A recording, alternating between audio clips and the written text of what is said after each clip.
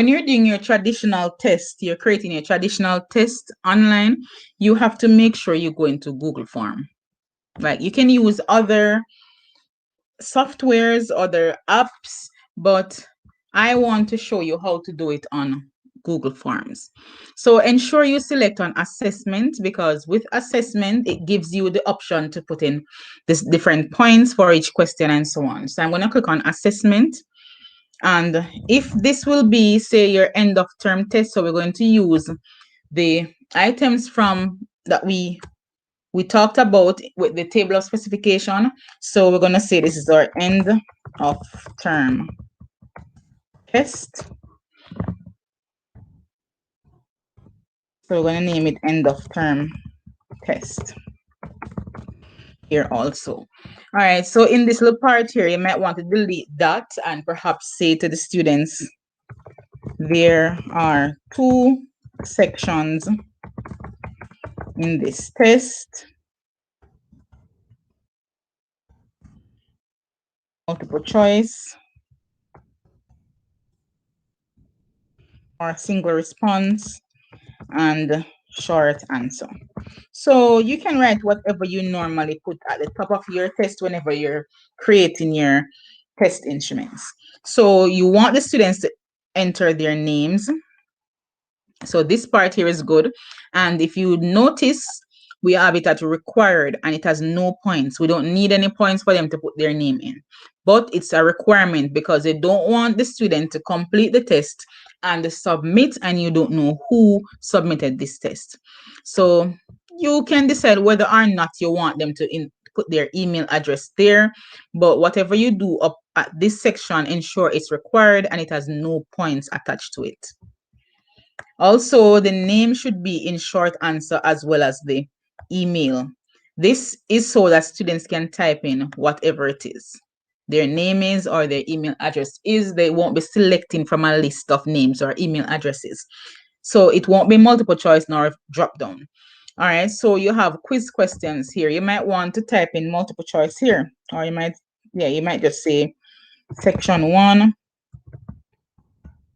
Or you might just write multiple choice. Yeah, just write multiple choice. All right, so I'm going to write there are 2 items in this section and 4 options for each. Select one answer or one option that best matches your answer,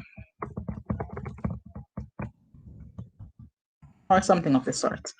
All right, so our first question, we have our first question. So I'm just going to go back to our PowerPoint and copy our first question.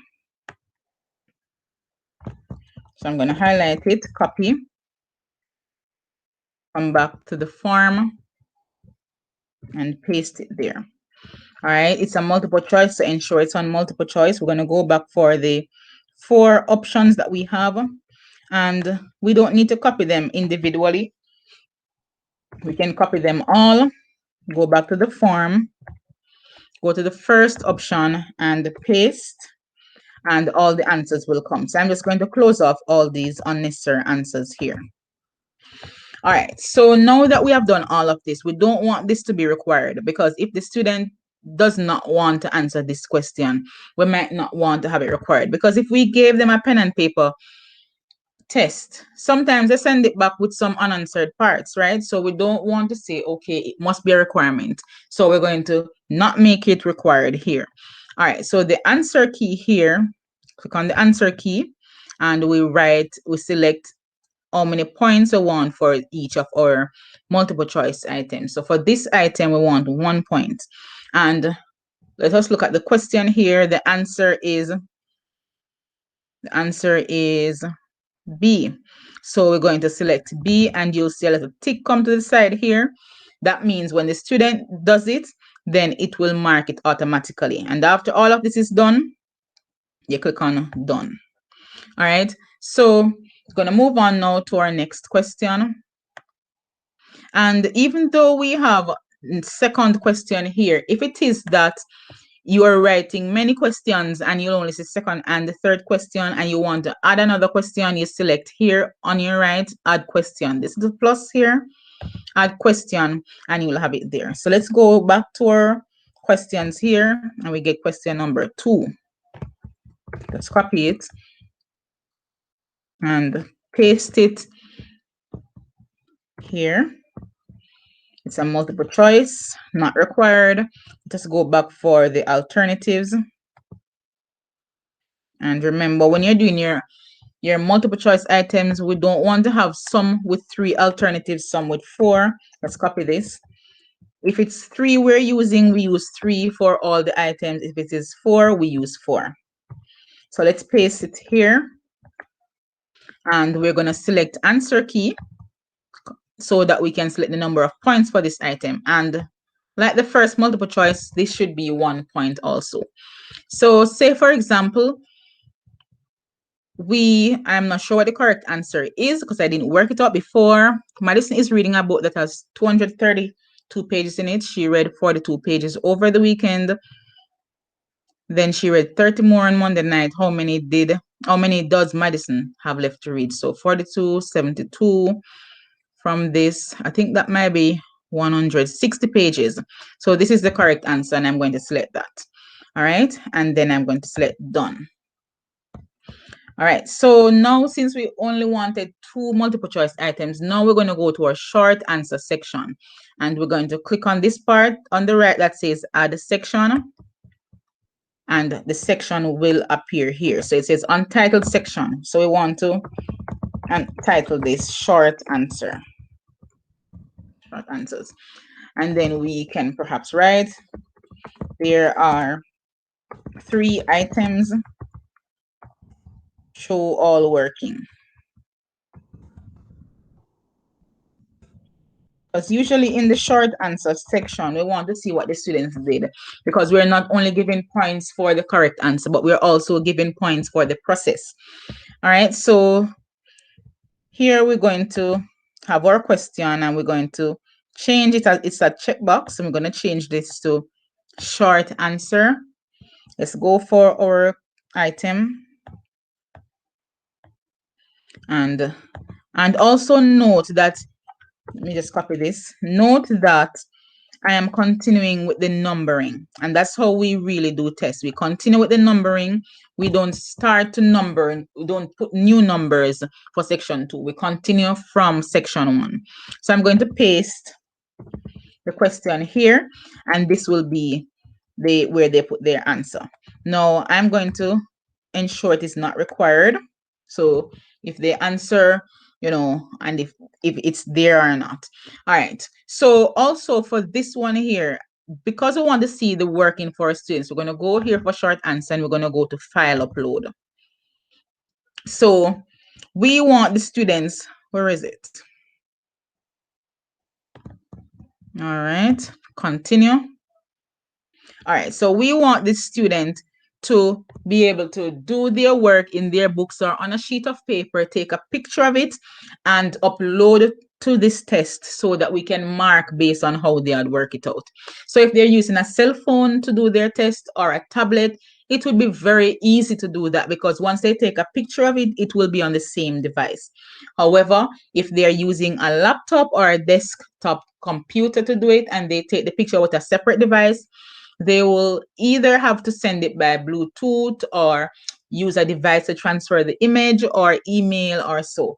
All right, so now that we have selected mobile file upload, we're going to allow only specific file types. I don't want to do that because we don't know what devices they're using, so we don't want it to be limited. So it says maximum number of files 1. So if it's a long question, you might want to put 2 here or 5 or so, 10, 1, 5 or 10.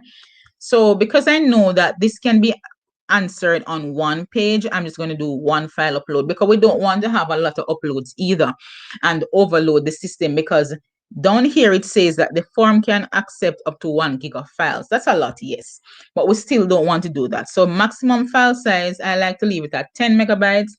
That's a good size. And then this will be our the way they're uploading their answers. So of course it doesn't have to be like this. Normally before I start to explore the file upload option, I used to ask my students to take a picture of it and send it to my WhatsApp or send it to my email. But file upload makes it much easier. Everything is in one place. So if you need to go back and look at the question again, you'd realize that yes, this is how each student answered. So we're going to go to answer key. And a question like this, I might want to give it 3 points, and then select done. All right, so for the next question, remember we have 3 short answer questions. So let me go and find the question here. This question has more parts. So it says, who is correct? Explain your answer. So I'm going to copy that, go back to my form, and right up here, where we had this part, I'm just going to add another question here that asks, who is correct? And it's going to be a short answer question, so the students will just need to type who is correct. So I'm just going to have a short answer. And let me give it a point. So I might want to give this 1 point. Done. And I will go here to response validation. And I can always type in the answer here based on what is happening. So it says, who is correct? So I look to see if it's Cody or Jane. And say, for example, Jane was correct, then I can click on this arrow beside number, select text, contain, and I can put Jane here. So, and that will be it. So we're finished here. All right, it also asks another question. So I'm going to add question again. Let me paste it here. It says to explain your answer. So I want this to be a long answer. So I'll select paragraph. It's already selected for me. So this would be a long answer, and I might want to give this, say, 3 points. And then select done, not required. And we might not want to use response validation here because we still have to read it over manually to see if it is a suitable answer. But if we do select response validation, and we select text or regular expression or whatever, then we will write some things that we want the answer to contain. All right, so this says maximum count, character count, minimum character count. You can select that and put the number that you want here. So I don't want to do anything to this. I want my students to be able to write their answer and then I read it manually and respond. Of course, we wanted it to be a little easier, but for some short answer items, it's best if we read them manually and give a point. All right, so we have another question. Let's go.